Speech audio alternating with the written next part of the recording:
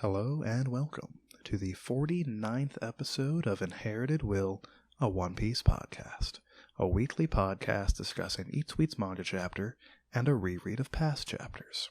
My name is Thomas. And I'm Jordan.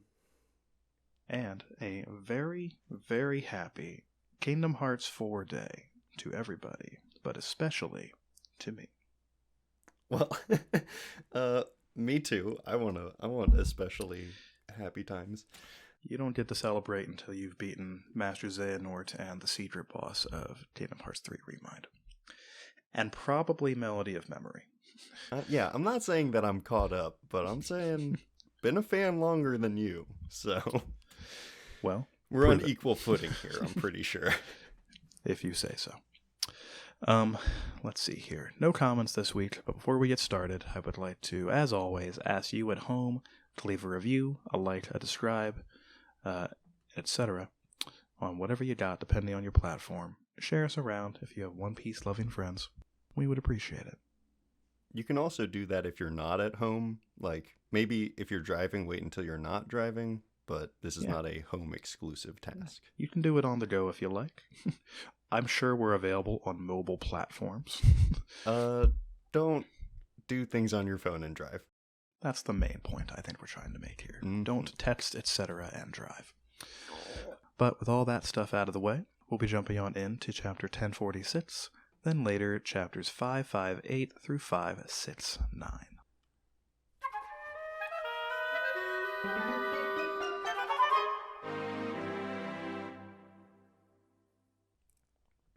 There's a person with 4 arms here. A person with 4 arms. I see like a duck in the background. That's pretty good. Yeah, there's a person with 4 arms there.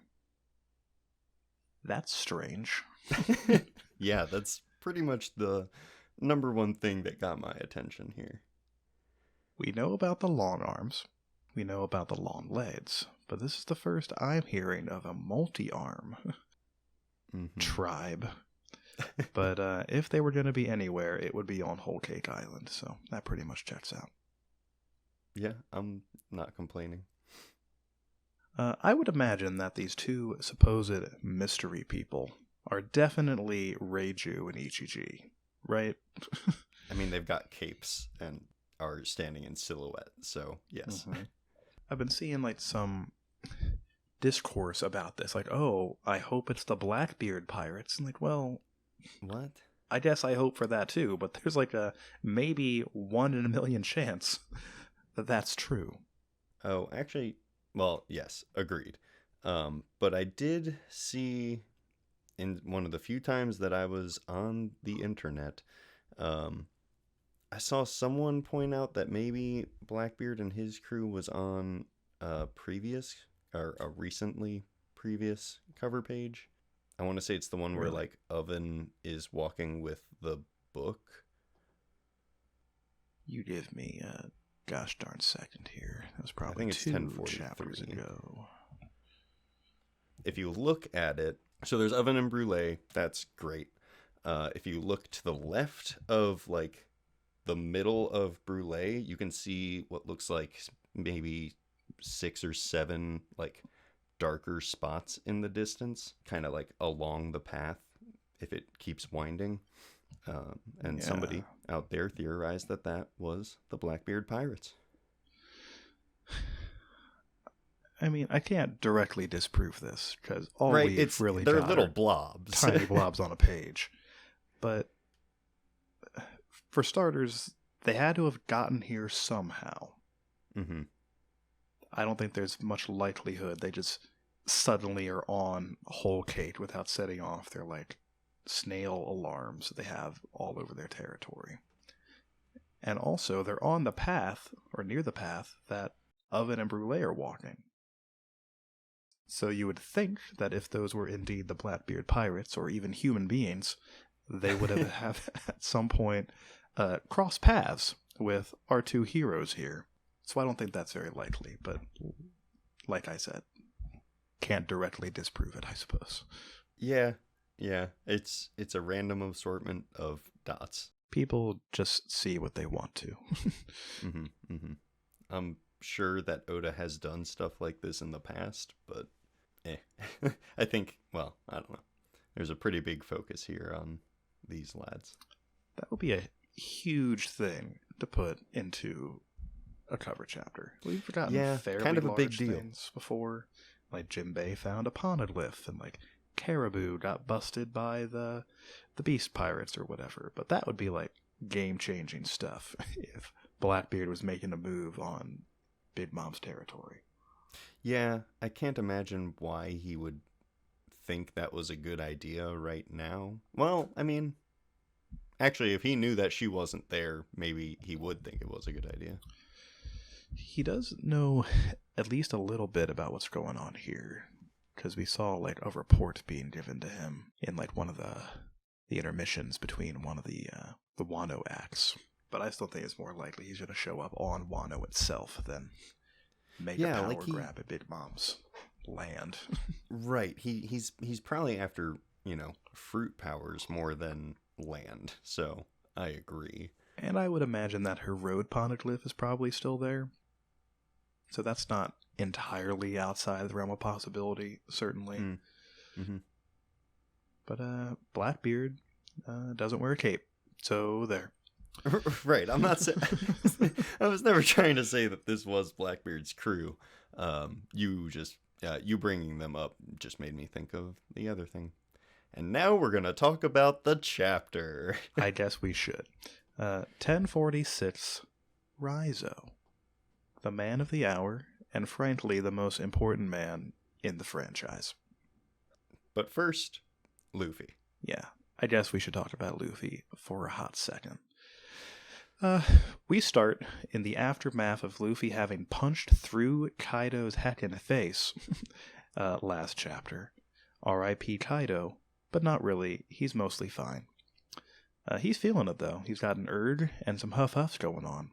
But more than pain, he's feeling curiosity. He asks Luffy, who is he? And before we get the answer to that, we cut back to Zunisha with a little bit of nostalgia in his probably ginormous elephant heart. He's just reminiscing about Joy Boy, hearing the rhythm of his heart, etc., etc. And deciding to put his hopes on Luffy. Then we cut back to Luffy himself, who puts the reincarnation / possession theory to bed for good, I suppose, for those who still suspected this. And states definitively, Monkey D. Luffy, the man who will surpass Kaido and become king of the pirates. Thank goodness. Indeed. I was over the reincarnation / possession theory like 3 chapters ago, but I'm glad to see that Luffy's motivations and or autonomy have not changed. We'll see where that goes in regards to the Zoan fruits having a will of their own thing later, I'm sure. Yeah, and I mean, your point still stands that he could have been influenced by this the entire time. So I hate to think that might be true, but I know, but in that case, you could not distinguish one from the other, and I just don't. I don't like it. Me neither. My guess is that Oda will just never address the Zoan fruit thing again, and if he were wise, he would retroactively remove it. Just go back and with an eraser and just remove that from the volume release or something. But maybe I'm not the one who makes the rule. We do get a bit more on awakening, right here. Kaido says that awakening is what happens when your mind and body catch up to your powers. He is expanding on some stuff, For sure. It does make you wonder, though. You were commenting on the awakened Zoans not appearing all that tough in Impel Down.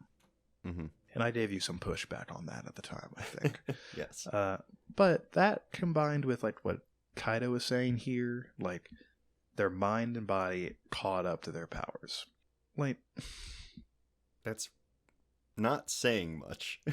Sure, but is that to say that, the base form of those Impel Down guards right? And their mental fortitude or whatever are beyond that of the base forms of Kaido's Tobiropo, for example, if they're not awakened. I mean, by the books, yes. And Luffy and company just kind of casually bop those guys. Now, they do keep getting back up over and over again after not very long. Sure. Yeah. Still very embarrassing for Kaido's crew to be, in theory, below those guys. Or maybe Oda just didn't think about it all that much. Hard to say for sure. What if... I don't know. Never mind. I don't want to say this one. It's fun, but not worth it. We're both known to hate fun things. Yeah. But you're right. Kaido does give some details here. I'm glad to have them. Awakening has been a little bit nebulous for some time. But then Kaido goes on to say something that's probably just blatantly untrue, and basically compares his own losses in this fight to Luffy's, even though it's probable that some fodder have died in this war, some random samurais. But Luffy personally hasn't lost really anything, so he's doing just fine. He's like half lost Zoro, but he doesn't know about it. Sure. Zoro's going to be just fine, though. I don't think there's any doubt about that. Yes, but right now, in this moment, like, he's basically on death's door as far as we know. So that's as close as we're going to get. And Frankie's going to be all tuckered out carrying him around. Yeah, I'm sure he's a dense dude. Indeed. And Frankie's a known wimp. Very small man, that guy. But Kaido doesn't give him much chance to respond to this, like, accusation, pretty much, before he starts bashing him in the face, etc., with his spiky club. Luffy takes it in stride, though, and bounces back with some rubbery punches, which make Kaido rubbery as well. Gross, but it's there and it can't be denied.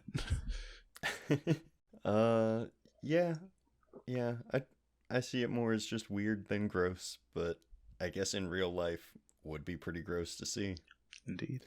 So is the idea here that it does more damage because it's also hitting the stuff on the inside? Because, like, if he's turning it into rubber, then in theory he's reducing the damage that he does, right? Yes. In theory, that is 100% true, and I suspect is just another thing that Oda didn't think about too hard, and also doesn't want us to.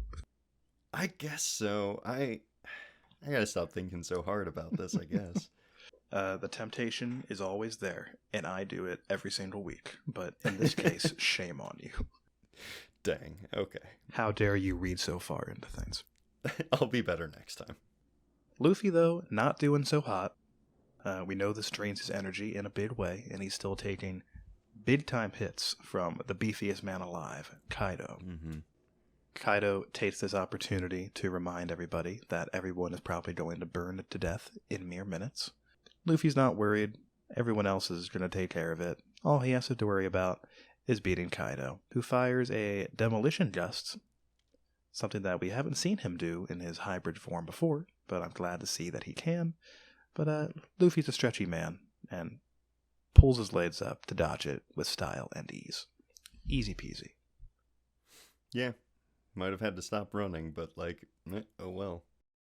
He already pretty much closed the gap.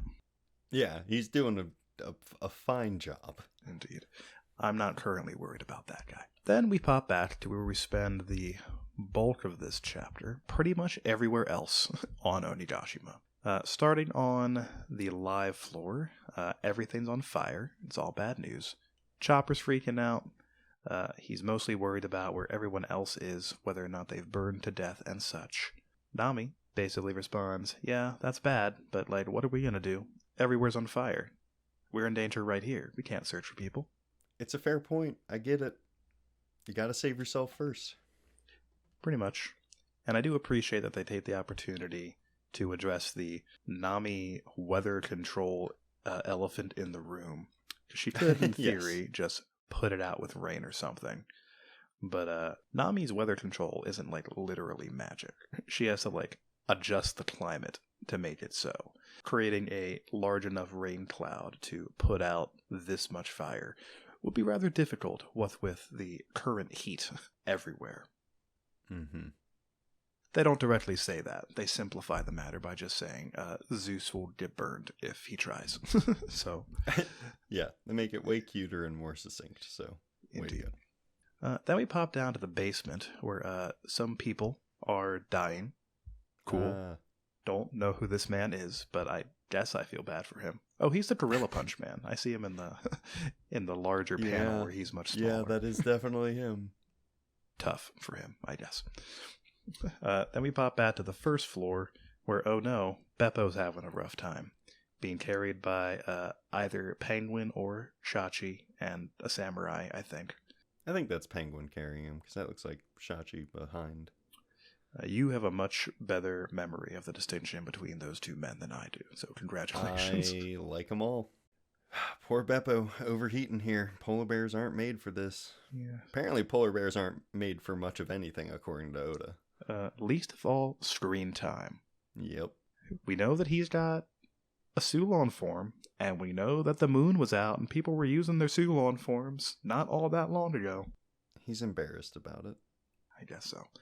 I don't even need, like, to see a full Beppo fight. Just seeing him, like, in one of the panels where we checked in with him, just in his Sulon form, that would have been good enough for me. That would have been great. That way I at least know he's putting in the work, you know? Yeah, instead of literally being carried. Maybe one day. Not holding my breath, though. Then we pop back to the basement again, I guess. Where people are giving Brooke a hard time. Oh no, you've burned to death. Just kidding. I am indeed dead, but it's not because of the fire. They want to escape, but oh no. Doesn't seem to be a way.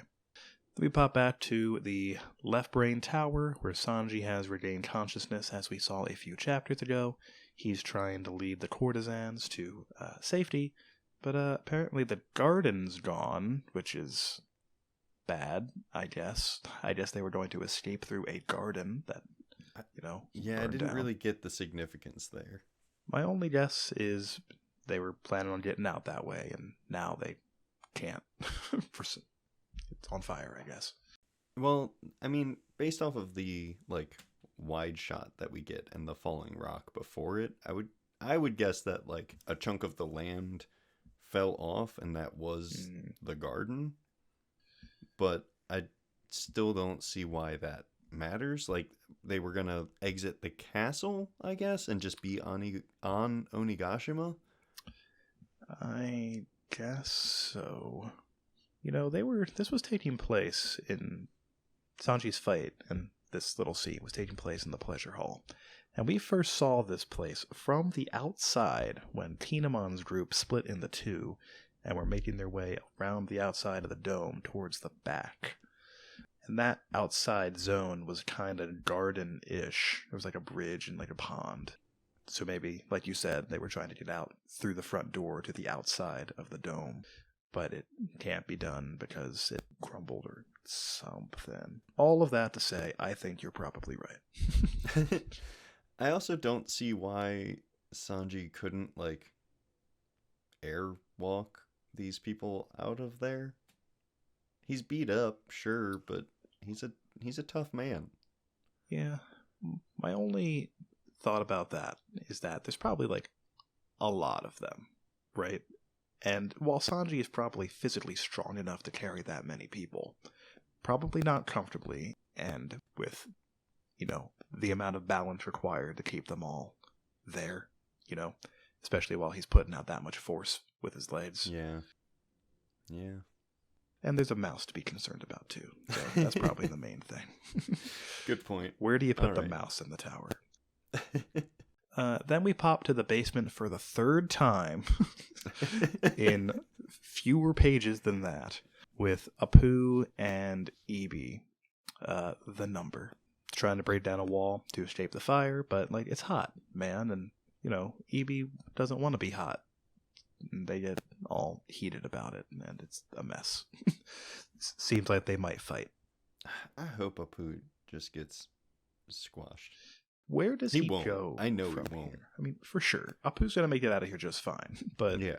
where does the character of Apu go after this? He's been betraying everybody he's been involved with. There's no chance any self-respecting alliance of anybody is taking him in. Yeah. Before the warlords were abolished, I would have said there, maybe, but tough luck. Yeah, not exactly an option now. Weird. Not sure what Oda's planning for this guy. He's been just kind of around, causing a ruckus for a little bit. Living the dream. While we're talking about Apu, I hope somebody thought to fetch probably dead or unconscious Drake from wherever he was having a rough go. I'm sure he awakened at the end of that fight and just dragged himself out. Oh, no doubt. That'll be in an SBS in the future. You watch yourself. Without a doubt. Then we pop into the basement again. I guess this basement is just enormous and has multiple components. Mm-hmm. That's my best and it's guess. very loud and no one knows where each other are. Guess so. This time we're checking in with Usopp, who, to his credit, is trying his best to put out as much of this fire as he can. But alas, his little flower is not enough. Tough break, my man Usopp. Mm-hmm. But he feels bad about this because he promised Izo to save Kinemon and Kiku. And he also wants to save himself. Doesn't care about Hamlet, though. Just that list of 3 people. Yeah, does he for sure know Hamlet's name? No. I don't think there's very much chance of that.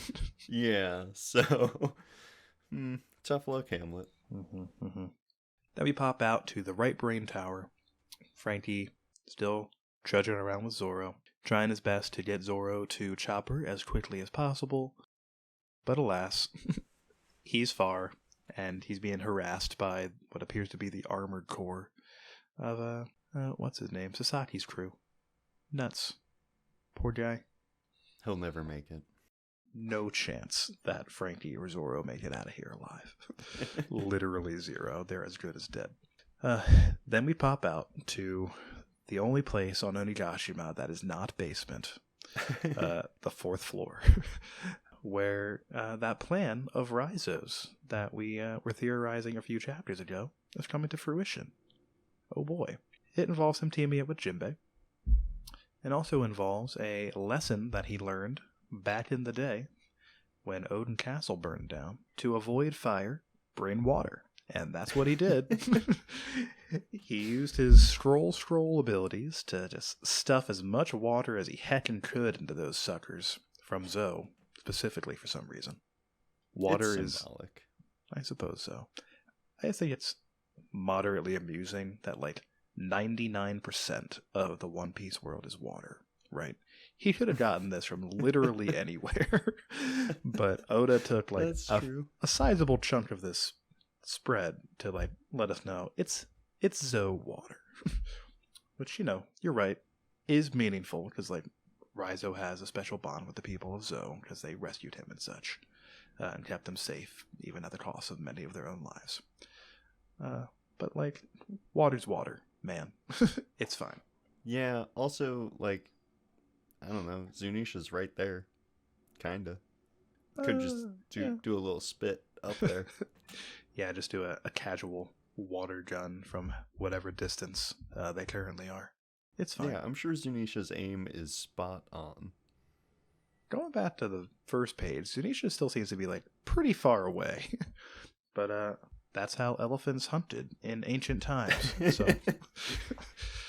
And there was never a more powerful elephant, so... Indeed. Raizo uses his scrolls, the Ninpo Scroll Jutsu, Elephant's Bath, Nin, Restoration, to blast a sizable chunk of water right at Jinbei, who grabs it with his Fishman Jujutsu, a move we've seen a couple times from Jinbei, the Ocean Current Shoulder Throw, to redirect... That's, his most used move that I've seen. I would think so. Maybe brick punch or whatever. Yeah, that's probably it. I can think of 3 specific instances where he's used this, whereas I feel like he uses the 1,000 brick fist every time we see Jinbei. Yeah. Except for this time. You get one, Jinbei. If we see you ever again not using your 1,000 brick fist, you're in trouble, sir. Yeah, you're out of here. Yeah. Banished from the Straw Hat ship for all time.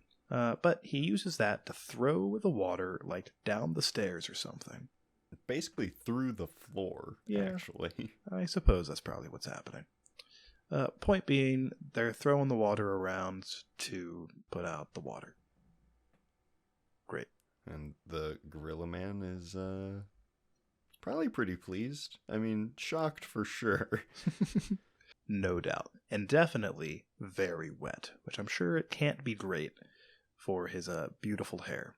Or his suit, for that matter. But it was already looking pretty rough. Yeah. Well, they're also...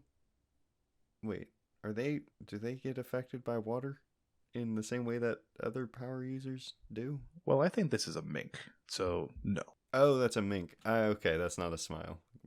To answer your question, though, I would imagine that the smile users are not affected by water like a devil fruit user is. Because they're not really devil fruits, right? Yeah. They're just kind of a mash of animal DNA that Caesar threw in a pot and called a fruit, pretty much.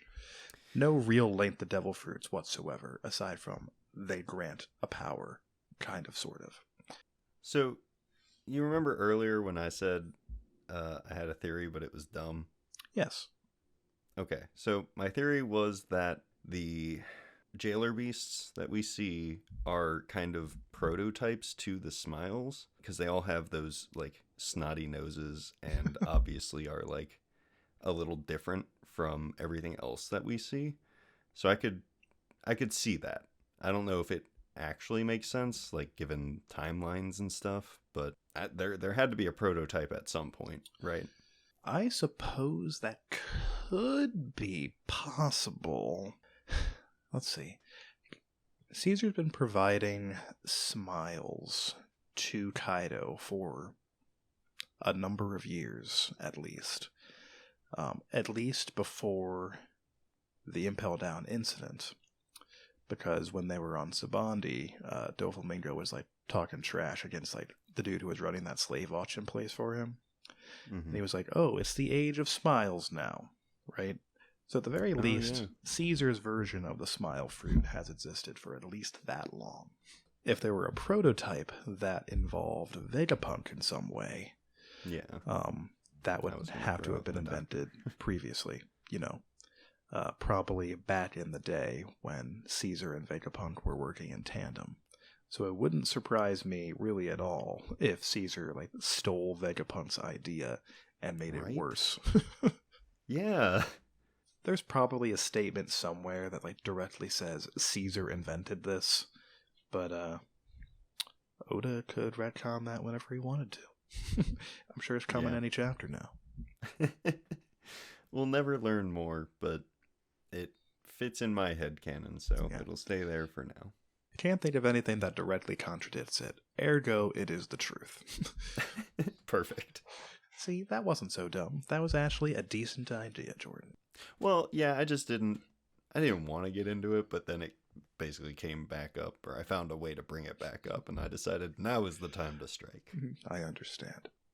Back in the present, Jinbei has put out the fire, basically.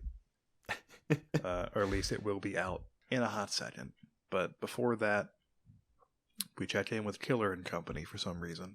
Killer's also being carried by his crew right now, which is just kind of the thing for the number one guy of each crew in this chapter, I guess. Makes more sense for one of them than the other, but, Beppo will be fine. Yeah, no doubt. But then the water comes and they're fine. Then we're back outside, checking in with Yamato and Momonosuke for a hot second. Momonosuke's having a hard time understanding why Yamato is heckin' rushing him, but apparently Kaido's about to go down, imminently, according to them. So it's time for him to put his money where his mouth is, finally, and do something about this imminently falling island that he's been supposed to be dealing with. Simply pulling it away no longer solves the problem. Yeah, he's been dedicating himself to that for many chapters, and it's been futile. Getting distracted in all sorts of ways. But, can't procrastinate anymore, big guy. The time has come. Luffy's about to throw a lightning bolt at Kaido, apparently. Yeah, what? Yeah. This bothers me more than, anything else that has happened. Why? My only guess, as of now, is that it harkens back to what I was speculating Luffy's ability, really is now, right? Basically, whatever Luffy thinks he can do with rubber, he can.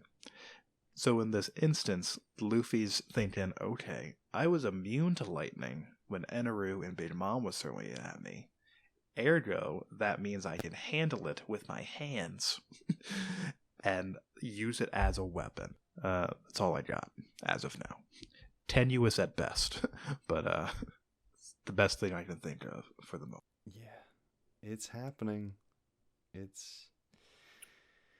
It's happening, and I guess, if nothing else, this shows that the man is fast. I suppose so. People have been speculating about Lightspeed Luffy for some time. Well, actually, with Future Sight, that wouldn't be that hard. I guess so. You still have to move your hand fast enough to grab it, for sure. Well, sure, but it's Luffy. He's been moving pretty fast for a long time, and now he's in Gear 5, so... Pretty fast, he says. Look, I'm not trying to put numbers to things here. No one should do that. Mm-hmm. Except for all the people who have been trying to since the dawn of time. And I'm sure they're just so happy with that decision. Hasn't caused them any pain or grief. It certainly hasn't caused me any pain or grief reading about it, that's for sure. Point is, though, according to Yamato, this fight is ending, now. Leading me to believe that perhaps this lightning bolt move is going to be the final attack of the fight, even though Kaido still seems to be having a great time. I hope that's not the last move here. I need a more Luffy move to feel fully satisfied here, I think. We came here to Onigashima, to the internet, to this desk, etc., to watch Luffy fight Kaido, not Eneru. Right, exactly. I love Eneru, cool, but we're not reading that story. I want to see a big fist, or a springy fist, or whatever. Turn a rock into rubber and just send him flying forever. Something. All that sounds pretty good to me. I'm sure Oda and or Luffy will find a way to make this more Luffy-ish, right? Just throw him into space. Yeah, great. Send him to Eneru and let him deal with it personally. Perfect. Cut out the middleman lightning of it all. But yeah, I'm sure Luffy will find a way to make this more fun than simply throwing a lightning bolt. But for the moment, that's all we got. Yeah. Also, still have not seen an awakening from Kaido, unless this literally is it, this hybrid form we're seeing. He sure was speaking about awakening, as an authority towards the beginning of this chapter. So It would be weird for it to, not be fully stated, yes, I'm going into my awakening now, or, oh, Luffy's hurting me even though I am already awakened, or whatever. Yeah. I mean, I think, I kind of wonder how much of an authority Kaido should be on things. We kind of thought that he might know things about Joy Boy because he said, oh, you couldn't become Joy Boy either. And, seems he kind of is Joy Boy here, but also B, you didn't have that chance. You already ate your fruit. So, he didn't know much about that. Maybe he doesn't know much about awakening. Yeah. Really dying more and more each week for the Kaido flashback, but Unless it happens literally next chapter, I'm getting less and less convinced that it's ever going to happen. I could see it happening once Kaido is down. I guess that's not usually how Oda does things, though. He usually puts it in either just before the finishing blow, or kind of towards the beginning of the fight, like he did with Doflamingo. Mm. But he can do whatever he wants. Just because he's done it that way before doesn't necessarily mean that he has to do it that way every time. He's certainly, shaking it up in other places. That's for sure. Props to Oda for keeping it fresh and fun. Congratulations. But I think that's pretty much all my thoughts on this matter. We can see Chopper again for a hot second on this last page. I was going to comment on that. It's delightful. I assume Nami is also around here, tumbling around. R.I.P. to her. She's not wearing a helmet like Chopper is, so... As good as done. Yeah, pretty much. But I guess that, unless you have something else to say about this, pretty much wraps this up, yeah? Yeah, we did a good job, I think. All right. There is a break next week. Next chapter releases on April 24th, and we'll be here to talk about it. And that takes us into the reread.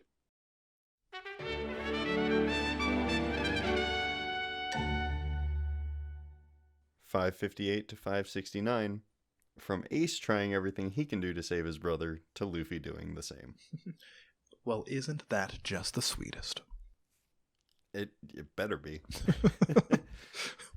It's an emotional bit, obviously. This whole... pretty much everything from Impel Down, even before Impel Down. Really from Sabaody till later than now is a very emotional ride. Indeed. I've definitely teared up at more than a few moments just because it, tugs a particular heartstring or whatever. But yeah, this is just two brothers really just caring about each other. Indeed. And Luffy's desperation to get there and save him arguably reaches its peak in this chunk, with the amount of hormone injections, etc. he receives in this little batch. Well, yes, for sure. And on top of that, I was going to comment on how he's so hyper focused on Ace that he gets a bit sloppy at times, and I like it. He's for sure out of his league in more than one place here. But sure. Even when he's just running past the, not necessarily, scrubs, but the scrubs of this battle, he's still getting nicks and they're drawing blood, and that's not something I'm used to seeing here from Luffy. He takes a lot of small hits before he's effectively taken down by Kizaru. You are right. The easiest comparison that I can think to make between what Luffy is doing now is when he was just trying to rush forward to the Tower of Justice at the beginning of Eni's lobby. And at that time, he was trying to get to Robin, But then he was more than happy to just take a breath, take out the goons in front of him, and then progress when possible, But here, with Ace, it's a different story. He's going to be killed imminently. He's his brother, his oldest and dearest friend, basically. And there's no time to stop and smell the roses, especially when these, like you said, the relative mooks of this fight, are probably a step or two up from the mooks of Eni's lobby. They've got to be. I figure they... Maybe this is just me making an assumption, but I would think that a fair number of them at least have, one small level of hockey, some level of armament, or Well, maybe not. I guess I don't know how prevalent that is, but I would think that the Navy is pulling out most of their stops here. For sure. The only, like, haki requirement we know of in the Marines is everybody of Vice Admiral and above, which is pretty high, has to have at least one type of haki. And we know that all the Vice Admirals are here, but there's probably not that many Vice Admirals. No. But that's not to say that you can't have haki if you're below that, you know. Right. Well, yeah. Yeah. I mean, I doubt that, like, Smoker has haki at... Well, he did get stronger, but I don't... He has the Sea Prism Stone embedded in his weapon as a way to, like, circumvent haki, so I don't see why he would be using that still. I mean, it wouldn't be bad to have. Yeah, just Sea Prism Stone and haki are similar in some respects, but haki doesn't in the way have that he uses it. But he also uses it in this instance to, like, temporarily pacify Luffy, right? Which you can't do with haki. Having haki doesn't nullify Devil Fruit powers like a Sea Prism Stone would. Right, for sure. Different utilities, but similar ultimate effect. Right, yes. I mean, for him, I figure if he... Well, maybe not. I don't know what it would be like if he had haki. I assume he could basically just hold Luffy with his powers at that point, but maybe not. I don't know. Luffy could still fight him, so... Indeed. Whatever. Yeah, so maybe haki isn't all that present, but regardless, they're drawing blood. Luffy starts out not feeling great and continues to not feel great. Indeed. Pretty much just deteriorates from there. I was trying to mark down each time I noticed Luffy was saved, and I'm sure I didn't do it every single time, because, you know, I get into the reading. At minimum, it was 6 separate times that Luffy was either, like, injected with a hormone or, like, saved by Hancock. That kind of stuff. Yeah. I mean, yeah, Hancock, Marco, the hormones, Jinbei, Crocodile kind of counts. Like, I think this number might also be counting when he, like, threw Buggy in front of a Mihawk attack. That totally counts, yeah. I loved that moment. He had to know it was Buggy, obviously, but, like, I just love that he is in this dire situation.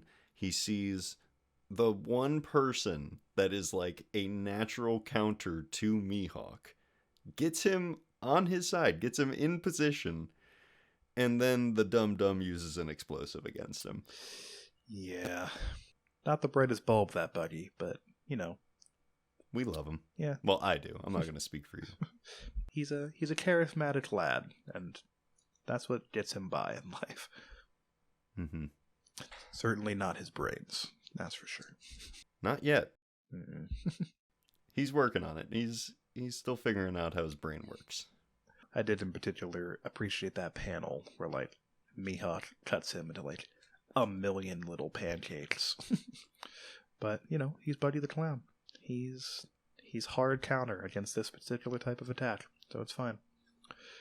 People have speculated for a bit what would, like, if the haki of it all would impact that in any way. What with the Black Blade equaling, like, a haki imbuement permanently thing. Oh, yeah. Which we still don't know a lot about, so we don't know if that's entirely how it works. But if that is how it works, that means that even with a haki blade, you still can't cut Buddy. So that's fascinating. He's literally a hard counter to somebody who fights with just blades like Mihawk. Yeah, so to quite a few people out there. Mm-hmm. Although, I don't know. I mean, I would definitely see him fighting Zoro, and Zoro realizes what's up, and he just, like, punches him. Like, he'd still be fine. Yeah, I don't think Zoro would be above that, for sure. Right. Mihawk, maybe. He might just kind of take offense to that, but definitely Zoro would take care of business. Indeed. Speaking of fights that will never happen, while reading through this, I I realized that I would love to see a smoker crocodile fight. I think that would be fucking badass, dude. Agreed. Their powers are similar in many respects. Sure does seem like Crocodile has like grown beyond Smoker's reach, though, judging from how he Yeah, performs Smoker here. says he's gotten like a power buff, but it seems like Crocodile just was doing nonstop push-ups in jail or something. Yeah, Like, no heckin' the kidding. man is crazy strong. This man was beaten by Luffy pre-Gears, you know, and is now trying to go after Whitebeard. He's taken hits from a number 3 Yonko commander in Jozu, and I think in the current part where we end, is still going like toe-to-toe with notable beefcake Doflamingo. That's the one that gets me. Like, holy crap! That panel where it's like, I think it's Doflamingo's foot or something clashing with Crocodile's hook. Mm-hmm. It's just those power levels don't make sense in my head. Yeah, it's pretty bonkers. I guess being a Logia type would give you a pretty good advantage against Doflamingo, no? You'd think that, but Doflamingo's definitely got hockey. Yeah, even at this point, for sure has it. Now, hockey isn't fully fleshed out yet. Oda's still feeling it out. But in the canon of the story, Doflamingo for sure has hockey. Now, I've always kind of justified it in my head that the main reason Crocodile was beaten by Luffy back in the day is that he would spent the last 10 years basically resting on his laurels, right? Hanging out pretty early on in the early half of the Grand Line. So and like heavily relying on his Logia powers to avoid attacks. My headcanon is that Crocodile was just like really rusty when he got beat by Luffy, and getting kicked around, like lit a fire under his ass to like exercise and such, basically. Pull a Frieza in Resurrection F and just do like image training. Oh, I was gonna say Uncle Iroh. Sure, I like both of those ideas. Do actual exercise and mental exercise, and you come out being as strong as Don Quixote Doflamingo. I guess so. Like, I'm here for it. I think it's cool. They're great characters that I'm glad like get a little bit of the attention. Mm-hmm. Unexpected stuff all over the place. For sure. Notably, Luffy does have like a good thought during his fight with Mihawk, where he realizes he'll lose his hands and decides to attack the ground instead. Wise move, Luffy. Yeah, it's one of the few times that we see him think, and thank goodness. Now, I can't help but suspect that might have been a little bit of observation hockey at play. I thought the same thing. Like you said, Oda's still feeling it out, but like that's an easy retcon right there. Mm-hmm. So, I mean, we've talked about a lot of the big people here. We haven't really touched on Whitebeard, kind of the biggest. Well, I mean, depending on how you look at it, the biggest guy here. Not as big as John Giant. No, that guy, he could take out Kaido if he tried. Indeed. From sheer body mass. Mm-hmm. Regardless of Whitebeard's sheer mass, he does remind us that, like, they're all just people. Like, immediately after he was stabbed, he's just like, well, Crocodile, you're kind of putting me up on a pedestal here. I'm just an old man. He's an old man that kicks ass pretty hard, but, like, still just an old man. And I was glad that we got that before he started wreaking havoc. The ideas are kind of opposed, but also this man has been a pirate all of his life. And like, if there's ever a time to go savage, it's when you know you're done, right? And he's got a very clear goal, all that. It adds up. It makes sense. But on top of that, still just a dude. For sure. I like to think that he was kind of like, he knew that he wouldn't be able to fight at 100% for very long. So he wanted to wait to go ham until he was like as close as possible. Mm-hmm. And I thought it was kind of interesting how Whitebeard has a paramecia type fruit that kind of seems like a Logia type, and now we know that Luffy has a zone type that kind of seems like a paramecia type. Okay. Both you and somebody in an SBS have brought up the Whitebeard well, that's Logia why thing. I brought it up. And I didn't understand it when that guy was asked in the question, and I don't understand it now. So, in what way is Whitebeard's power similar to a Logia? Explain that to me. Well, yeah, I think they mostly misunderstood what was going on. But, like, his powers are a bit more abstract than other paramecia types, right? Like, the cracking of the air and all of that kind of is what throws it off for me. Because, like, what exactly, he's a quake man, right? So he punches the air and makes it quake at such a resonance that it causes other shit to happen. Is that what it is? That's because that feels like basically 2 or 3 powers stacked on top of each other. Yeah, but it's all under the quake umbrella, Jordan. So, but it's not like he can transform into an earthquake. I don't even know what that would mean. Well, no, nobody does. It'd be pure energy, basically. But, like, it still is not like other paramecia types, and it's definitely not a zone type. So, like, well, I can understand someone defaulting to Logia. I guess. Logias and Zoans have very clear, like, this is what they do, right? Logias, you transform into whatever the heck. And I guess the same thing is true for Zoans, but they're all animals. And Paramecia is just like the rest, basically. Yeah. Paramecia is just whatever Oda wants to make it, pretty much. I guess I agree with thought you. Paramecia was more like your body changes. Like Buggy is well, shit. Yeah, Buggy's got to be a Paramecia. For sure. Buggy is for sure a Paramecia. Yeah. That one makes sense. Your body changes into something that can't be cut. Luffy, seeming like a Paramecia, makes sense. Your body changes into rubber. For sure. I'm trying to think of more abstract ones. Like Caribou. Your body has an endless swamp that guy's a Logia, though. Oh, he's a Logia? Indeed. His body is made of swamp.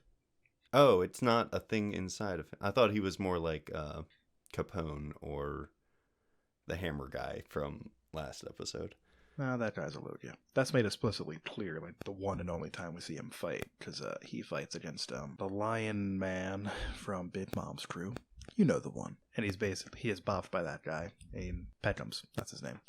And Peckham's is like, oh, you Logias in the new world all think you're invincible, but you're not that hot shit where hockey's involved. You know, that kind of stuff. Gotcha. But, like, Law, his body doesn't, like, gain any attributes, and he's a Paramecia. That's true. That's true. Who else? Katakuri's, he's a weird example, but he's a Paramecia as well. That one feels like it should be Logia. That's what we all thought, but the clarification was made. He's a special Paramecia, whatever the fuck that means. So, but, like, that's kind of ultimately the point here. Like, there are special ones, and they specifically say in canon that Whitebeard's fruit rivals the power of Logia types. I don't know. It's weird. I think the point of contention is that, yes, Whitebeard's fruit does seem to work a little bit differently than, like, your average moot Paramecia. But that is kind of what confirms it as a Paramecia fruit, you know? It's just kind of the rest category. Whereas Logias and Zoans, like I said before, have pretty strict rules about what they can do. Paramecia is just kind of the rest. Now, I'm not sure what would happen if Whitebeard were to awaken his fruit if he hasn't. Because I'm not sure what turning your surroundings in the earthquakes looks like either. But yeah, I'm sure the man can do it. quake is so vague. I feel like it almost has to be vibrations or something. But Sure, that made sense to me. Yeah, but then what is it when he punches the air and it shatters? What is that? I really don't get it. Probably Like, just the visual. how do you make effect the air Oda... solid enough that you crack it? But also, how is that doing anything? I don't know. I'm thinking about it too hard again. I think what it boils down to is that he can crack the air because Oda thought it would look cool if he did. And it does. It looks awesome. I love everything that Whitebeard does. This dude is great to just see panel to panel. Mm-hmm. At one point, we see the we talked about them a few times, so here we are. We see the supernovas reactions to like the live feed that the Marines have been showing to now, actually. Mm-hmm. And two of those reactions stood out to me in particular. Those two being Capone and Bonnie. Capone comments on how Whitebeard's loyalty was like legendary. And considering how his own crew operates, I could see him either having like, a great respect for Whitebeard, or possibly thinking him foolish for putting so much trust in his crew. I really don't know anymore with this guy. Yeah, I could kind of see it going either way as well. Because Capone's crew is like very loyal to him. Like he's like the mafia boss of their group, right? And they trust him enough to live inside his body. So that's weird and cute, I guess. But we've never really seen Capone interact very much with his own crewmates. We know he loves his family, right? He loves his son and his wife. And I assume he has some amount of like respect for like his two dudes, Vito and Gotti, two men whose names I'm rather ashamed that I remember, but there they are. That was impressive. Like that lack of interaction combined with what he says here about Whitebeard really make him one of the more interesting supernovas to think about the characterization of. He's one of the ones we've seen the most of, frankly, and there's still a lot of blank spaces in there. Yeah, and he's one that he's probably the one that I thought was like the least interesting to me when they were introduced. I was just like, mafia dude, I don't really care. That's pretty much what it boiled down to. Weird power, but rather bland in terms of like perceived characterization. So good job, Oda. Bonnie, though. And then Bonnie, pretty torn up about what she saw on those monitors. Now we know the real reason why. Yeah, it sure does seem like it's because Kuma's like her husband or something, right? Yeah, I mean that has to have been the first news that it either had to be the first news that she got of him in like a while, or the final confirmation that like he was gone. He's no longer really there. For sure. And I think that's the appropriate reaction. Yeah, sobbing uncontrollably is very understandable in either of those scenarios. Whether it's the final nail in a coffin that you already knew was being built, or like the sudden final big nail in a coffin you didn't even know was necessary. Pretty bad in either case. Sad times. Indeed. R.I.P. Kuma. Godspeed, Jewelry Bonnie. Can't wait to get her story arc. You and me both. It's one of the biggest weird empty spaces in the franchise right now. And I'm chomping at the bit. Yeah, it's been teased enough times that I have to imagine it's coming. Luffy gets a Cannonball special from Jinbei, uses that to confront the admirals, which is pretty bold. Especially considering like one of them controls ice and he just coated himself in water. It doesn't come to anything, so I assume that just like being that close to Aokiji makes the water evaporate off of him, but like, damn, dude. Yeah, didn't think that one through very well, Luffy. Like you said, it's not his strong suit. Didn't amount for much, because Kizaru decided to take charge on that one. But would have been the second time in not all that many chapters that this man was totally frozen.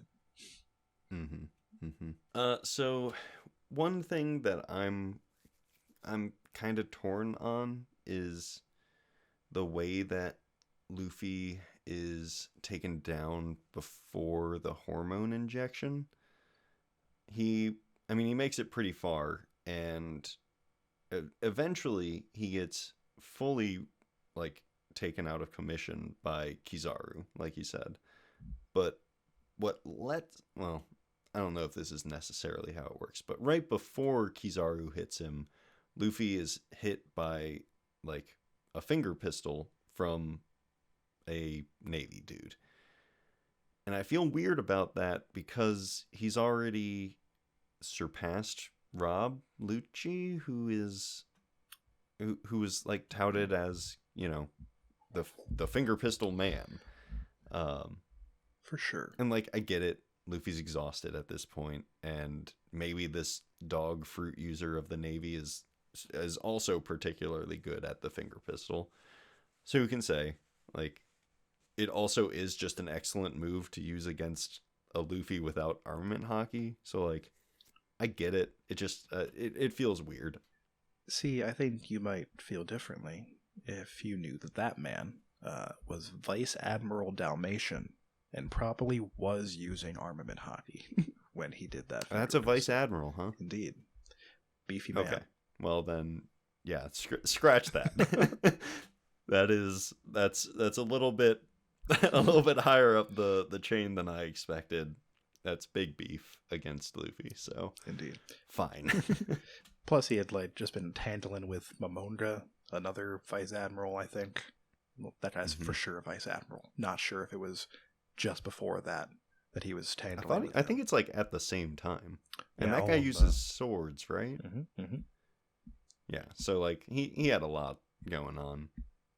So fine. Yep. I rescind that. Dalmatian claw plus hati equals bad news for our hero. Mm-hmm. Mm-hmm. Other than that, I mean, he one-shots Kobe. That's fun. Not for Kobe, but... No, Kobe just gets awakening after awakening. Yeah, that dude just fucking eats it. Poor guy. He puts his life on the line. He's like, I really got to step up now. But eats the dirt. Just face plants straight down. Love it. Poor guy. Love it every time. R.I.P. Luffy. Or Kobe. Whichever. Whitebeard gets stabbed by like 1 million people and just brushes them off. And then we get the real showing of Luffy, showing not the world, but most people that care in the world and that can spread news that he's got Conqueror's haki. Yeah. Alarming pretty much everybody, me included, even though we have seen him do this before. Not on this scale. Previously just been like knocked it out of bowl, you know. But now it's like people and at a distance. Plus I would imagine he's doing a good job. It's neat to see the progression each time it comes out. Plus I would imagine that it's possible those two guys that Luffy knocked out were just mooks, you know, just two guys that were like working in the mail room or something that Sengoku grabbed last minute or whatever. But if I were Sengoku... definitely, considering Crocodile just took out their, like, 2 predecessors right before this. I suppose that's probably true. But you gotta have backups, Sengoku. And, you know, they should be pretty strong if they're gonna be cutting through beefy men, you know? Mm-hmm. Especially since we know that Ace has armament haki, right? Well, I think... Yeah, well, that's true. So, these people should have comparable armament haki to be able to cut through his, should he decide to defend with it.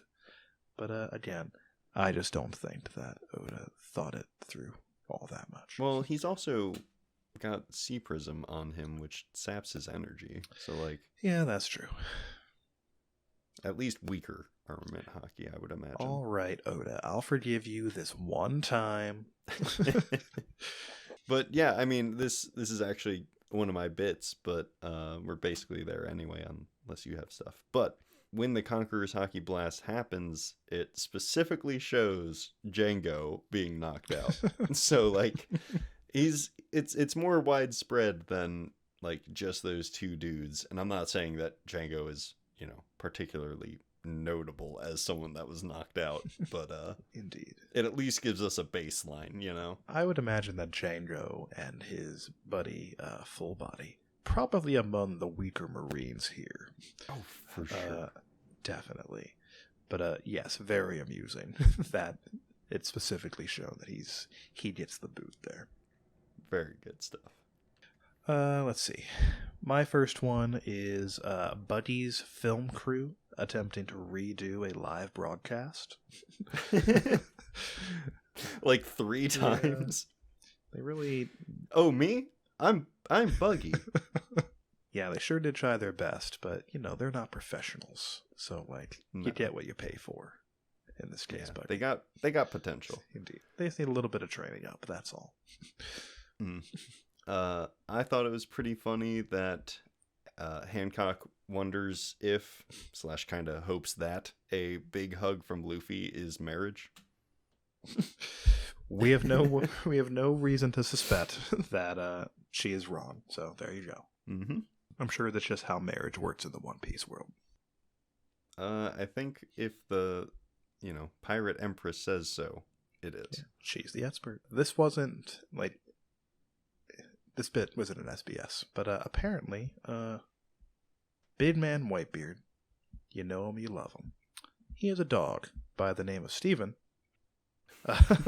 Who has his same mustache, and apparently they like to go to the park and play fetch with his mustache. Whitebeard specifically.